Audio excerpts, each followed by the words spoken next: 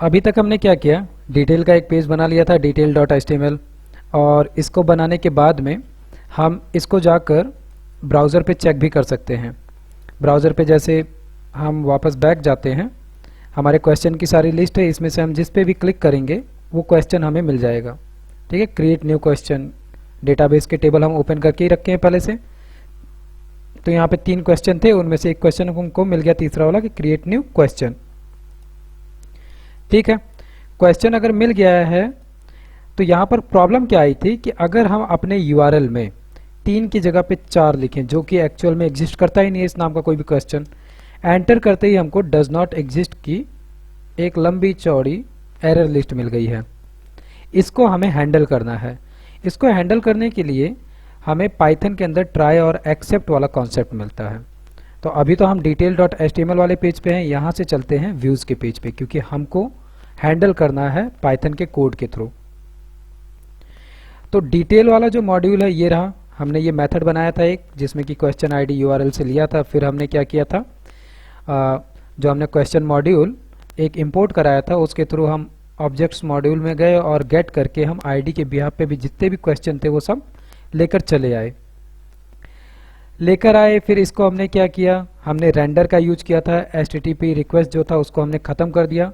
Render का use करके हम 3 आर्ग्यूमेंट पास कर रहे थे। पहला था रिक्वेस्ट, दूसरा आर्ग्यूमेंट हमारे उस HTML पेज का पाथ, और तीसरा वो डिटेल जो हम उस HTML पेज तक पास करना चाहते थे।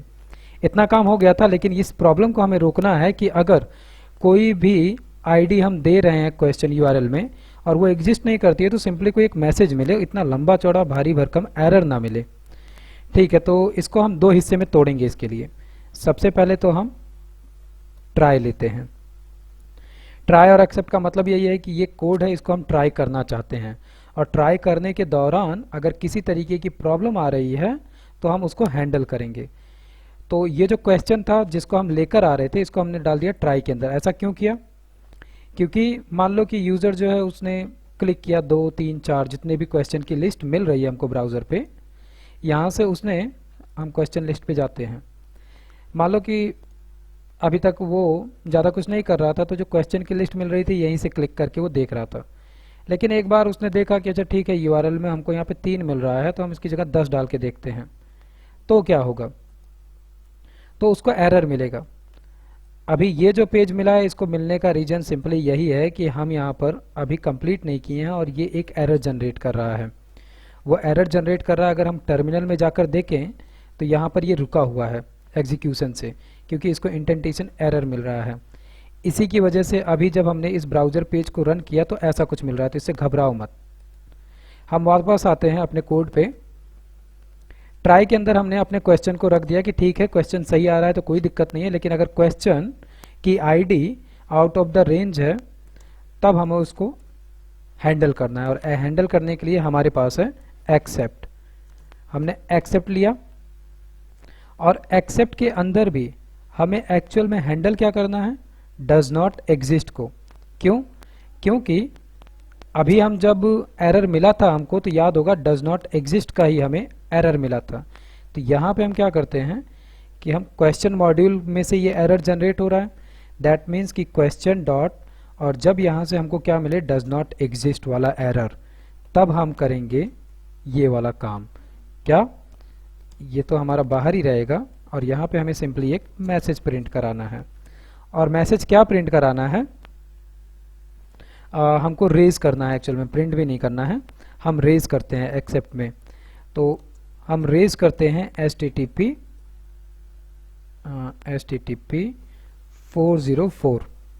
ये HTTP 404 मेथड जो है ये क्या करेगा, सिंपली जब हम किसी भी ऐसे ही रैंडम आईडी को डाल दे रहे हैं यूआरएल में, तो वो हमें इसी के थ्रू एक एरर मैसेज शो कर देगा। तो यहाँ पे अभी के लिए हम लिख देते हैं क्वेश्चन डज नॉट एग्जिस्ट। ठीक है, बाकी ये जो रिटर्न वाला काम है ये तो हमारे ट्राई और एक्सेप्ट के बाहर का काम है, इसलिए ये as it is same to same बाहर रहेगा। ट्राई और एक्सेप्ट में केवल हम यही कर रहे हैं कि ठीक है, क्वेश्चन में जो आईडी मिल रही है वो आउटसाइड की है तो हम हैंडल करें। अब ये HTTP 404 जो है इसको हमने शायद इंपोर्ट नहीं किया है, ठीक है, इंपोर्ट नहीं किया है हमने। तो अब हमारा काम क्या है कि हम इसको इंपोर्ट कर लें। तो याद होगा डिजेंगो HTTP पे से हम पहले HTTP रिस्पॉन्स यूज कर रहे थे, यहीं पे हमें एक और मॉड्यूल चाहिए है जिसका नाम क्या है, HTTP 404। हम कॉमा कर करके एक से ज़्यादा अलग अलग मॉड्यूल को निकाल सकते हैं किसी भी मॉड्यूल में से। जैसे यहाँ पर Django.http के बहुत सारे मॉड्यूल हैं, उसमें से हमने 2 मॉड्यूल निकाल दिए, एक तो HTTP रिस्पॉन्स और दूसरा जो अभी हमें यूज करना है HTTP 404। इस HTTP रिस्पॉन्स को अभी हम रहने देंगे। इस HTTP रिस्पॉन्स का यूज हमने अभी डिटेल के नीचे जो रिजल्ट ले रखा है यहाँ पे भी कर रखा है और वोट में, इसीलिए उसको अभी हम रहने देंगे। लेकिन यहाँ पे हम क्या कर रहे हैं, सिंपली हैंडल कर रहे हैं। क्वेश्चन डज नॉट एग्जिस्ट लिख दिया है और हमको एरर हैंडल करना है, ठीक है, इतना हमने कर दिया है। अब अगर हम चल के इसको रन करेंगे तो जो एक लंबा चौड़ा हमको एरर मिल रहा था उसकी जगह पर हमको सिंपली ये वाला मैसेज मिलना चाहिए है। और यहाँ पे हमने कोई डिजेंगो वाला काम नहीं किया, याद रखना, हमने नॉर्मल पाइथन वाला काम किया है, एकदम ट्राई और एक्सेप्ट पाइथन वाला काम। आगे चलने से पहले एक बार हम अपने टर्मिनल को देख लें कि टर्मिनल पे सब कुछ सही है, एकदम सही है। इस समय हमें कोई भी एरर यहाँ टर्मिनल पे नहीं मिल रहा है। दैट मीन्स कि अगर हम अब चल के अपने कोड को रन करें यहाँ पर तो हमको रिजल्ट मिलेगा। मिल गया।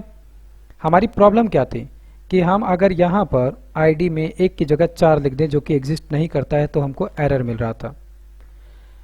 खैर एरर तो हमको अभी भी मिला, लेकिन मैसेज क्या मिल गया, क्वेश्चन डज नॉट एग्जिस्ट, ठीक है।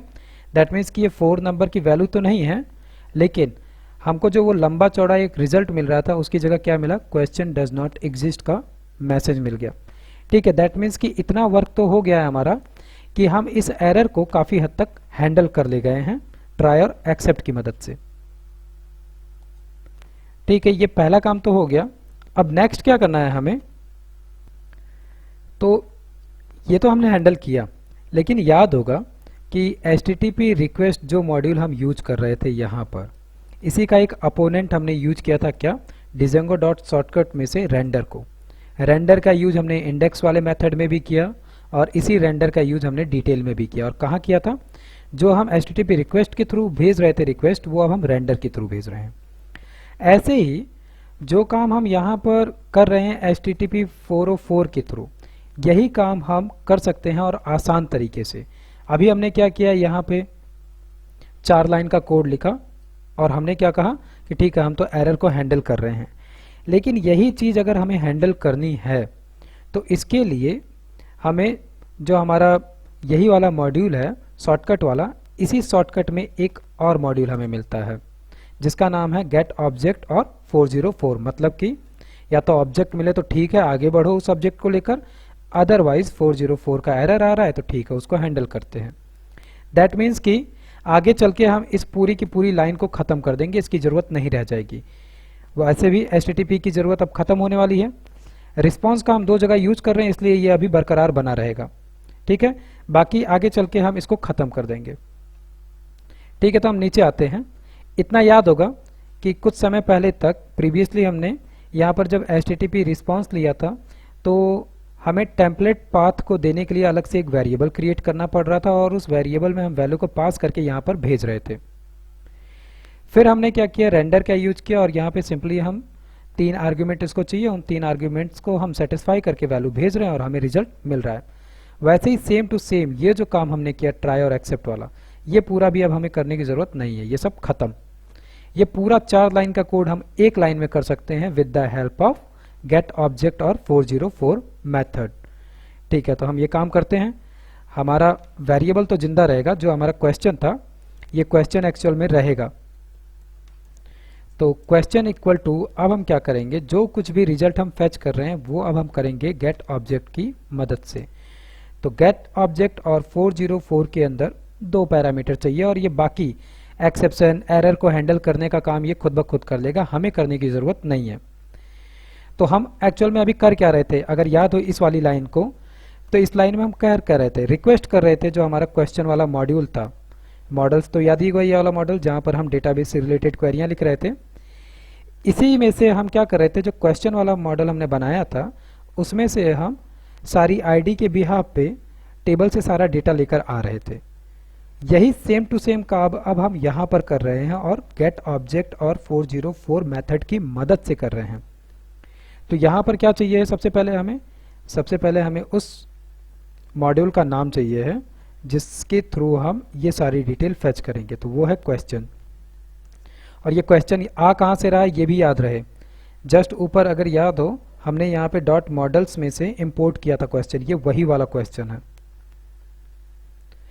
तो पहला पैरामीटर हो गया क्वेश्चन और दूसरा क्या है, वही पीके प्राइमरी की। प्राइमरी की के अंदर हम दे रहे थे क्वेश्चन आईडी, वही same to same question ID हम यहाँ पर भी दे देते हैं। मज़ेदार बात क्या है, ना हमें कोई एक्सेप्शन हैंडल करने की ज़रूरत है, ना कोई ट्राई केस लगाना है, ये सारा काम ये खुद ब खुद करेगा। ठीक है, ये कर रहा है कि नहीं कर रहा है इसको हम वेरीफाई कर लेते हैं। तो एक बार हम फिर से चलते हैं और यहाँ पे सिंपली रन करते हैं। देखा क्वेरी में फ़र्क पड़ गया। अगर याद हो थोड़ी देर पहले इसी के लिए हमने जो मैसेज दिया था वो क्या था कि क्वेश्चन डज नॉट एग्जिस्ट, लेकिन जब हमने गेट ऑब्जेक्ट और 404 मेथड का यूज किया तो वो ऑटोमेटिक हमको एक मैसेज दे रहा है, no question matches the given query. ये जो हमारा गेट 404 वाला मेथड है वो खुद से बना के दे रहा है। मतलब कि जो काम हम 4 लाइन में कर रहे थे अब वही काम हम 1 लाइन में कर सकते हैं with the help of get object और 404। ये शॉर्टकट्स हैं और यही डिज़ेंगो की खासियत भी है कि हमारा बहुत सारा काम और बहुत सारे तरीकों को शॉर्टकट कर देता है, जिससे कि हमारा काम आसान हो जाता है। इसी तरीके के अभी जैसे थोड़ी क्यूरियोसिटी हो, इसको देख के अगर लग रहा हो कि कुछ और देखना चाहिए, तो डिज़ेंगो के डॉट शॉर्टकट्स मॉड्यूल में अगर जाओगे तो वहाँ तुम्हें बहुत सारी चीज़ें मिलेंगी। इनको गूगल पे सर्च करो, पूरी लिस्ट मिलेगी कि इस तरीके के क्या शॉर्टकट्स मिलते हैं। लेकिन अभी के लिए एक्चुअल में वो कन्फ्यूज़न क्रिएट करेगा, इसलिए ना वहाँ जाना और ना हम अभी इसकी बात करेंगे, क्योंकि धीरे धीरे करके हम कर रहे हैं, काम के साथ में ही हमें उनका यूज़ भी पता चलता चल रहा है, तो वो थोड़ा सही वे है हमारे आगे बढ़ने का। तो अब नेक्स्ट चीज़ क्या है, अब नेक्स्ट काम हमारा ये रहेगा कि हमने जो डिटेल बनाया था, इस डिटेल के अंदर हमने एक HTML पेज दिया था जिसका नाम था detail.html और वो पेज है ये। इस पेज में अभी हमने क्या किया था, ऊपर तो हमने थोड़ा सा सुंदर खूबसूरत बनाने के लिए स्टाइल दिया था, लेकिन नीचे यहाँ पर हमने सिंपली क्या किया था, चेक किया कि हाँ ठीक, अगर क्वेश्चन आ रहा है तो उन सारे क्वेश्चंस में से जो क्वेश्चन था उसको हमने शो करा दिया था। लेकिन अब हम यहाँ पर इस क्वेश्चन से रिलेटेड चॉइसेस दिखाएंगे, क्योंकि जो क्वेश्चन है उसकी चॉइसेस ही नहीं दिखेंगी तो हम ऑप्शंस कैसे चूज करेंगे। क्योंकि अभी जो हम यहाँ पोल्स में काम कर रहे हैं वो कर क्या रहे थे कि हमने क्वेश्चन क्रिएट किया, क्वेश्चन क्रिएट करने के बाद में उससे रिलेटेड 2, 3, 4 ऑप्शंस बनाए और फिर अभी आगे चल के यूज़र आएगा, वो क्वेश्चन में से क्या करेगा, जो भी क्वेश्चन को पढ़ेगा उससे रिलेटेड जो भी ऑप्शन सही होगा उस पर वो क्लिक करके सबमिट करेगा और फिर हम देखेंगे कि कितने लोगों ने किस क्वेश्चन में किस ऑप्शन पे ज़्यादा वोटिंग की है। यही हमारा पूरा सिनेरियो था। तो उसी के लिए हमारे पास क्वेश्चन की लिस्ट आ चुकी है जो कि अभी हमने मैनुअली बना के रखा है। और दूसरा क्या था कि हम जब क्वेश्चन लिस्ट में से किसी भी क्वेश्चन पे क्लिक करें तो उस क्वेश्चन को हम पर्टिकुलरली देख लें, वो भी हम देख ले रहे हैं। अगर हम यहाँ पर जाएं तो यहाँ से हम अगर इस URL को 3 करते हैं तो हमको क्वेश्चन देखने को मिल जा रहा है, ठीक है। लेकिन इस क्वेश्चन से रिलेटेड जो क्या कहते हैं ऑप्शन थे वो नहीं देखने को मिले, और वो ऑप्शन कहाँ पड़े हैं, यहाँ पे। यही तो थी हमारी चॉइसेस। तो यहाँ पर 2 क्वेश्चन की चॉइसेस पड़ी हुई हैं, 2-2। इन्हीं को हमें क्या करना है, इन्हीं चॉइसेस को अब हमें यहाँ पे फाइनली दिखाना है इनके नीचे। और इसको हम कैसे दिखाएंगे, लिस्ट के फॉर्मेट में, ठीक है। तो अब नेक्स्ट काम हमारा क्या है कि हम इनको लिस्ट के फॉर्मेट में शो कराएं। और साथ ही पाइथन पढ़ रहे हो, पाइथन से होते हुए डेटा साइंस तक जाने के लिए, बेहतर तरीके से पढ़ने के लिए चैनल में नीचे स्क्रॉल करोगे तो पॉपुलर वीडियोस के नीचे अभी मैंने जेंगो के बारे में पढ़ाना चालू किया था। जेंगो की पूरी प्लेलिस्ट है, स्टेप बाय स्टेप पूरा 1 बाय 1 मैंने सीरीज़ में लगा रखे हैं। इसी के अलावा नमपाई एरे से रिलेटेड जो भी वीडियोज़ हैं वो सीक्वेंस में मैंने यहाँ पे बना रखा है। ऑनलाइन पाइथन क्लास मैंने एक वीडियो बना रखा है क्लासेस के लिए, लेकिन अगर पाइथन और अच्छे और डीप में पढ़ना है तो नीचे एक full Python basic and advance course मिलेगा, इसको देख सकते हो। इसके अंदर 35 प्लस वीडियोस मैंने बना रखे हैं, बेसिक से लेके एडवांस प्लस डेटाबेस कनेक्टिविटी पूरी। इसके अलावा नीचे गिटहब और कुछ और भी फाइलें हैं, जैसे टिप्स एंड ट्रिक्स अभी मैं बना रहा हूँ, कुछ भी VS कोड से रिलेटेड या कोडिंग से रिलेटेड जो भी आता है वो मैं यहाँ पे दूंगा। इसके अलावा आगे चल के मैं एक प्रोग्रामिंग न्यूज़ करके भी प्लेलिस्ट बना दूंगा। तो बेहतर देखने के लिए, रिस्पांस के लिए प्लेलिस्ट को जरूर देखो, क्योंकि प्लेलिस्ट में सब कुछ मैंने स्टेप बाय स्टेप बना रखा है, लगा रखा है। इससे बहुत आसान हो जाएगा प्रोग्रामिंग लैंग्वेज को पढ़ना और पाइथन से होकर डेटा साइंस तक जाने में भी आसानी मिलेगी। कमेंट करके मुझे बताओ वीडियोस कैसे लग रहे हैं, शेयर सब्सक्राइब करना मत भूलो। ओके, मिलते हैं फिर नेक्स्ट टॉपिक और नेक्स्ट वीडियो में।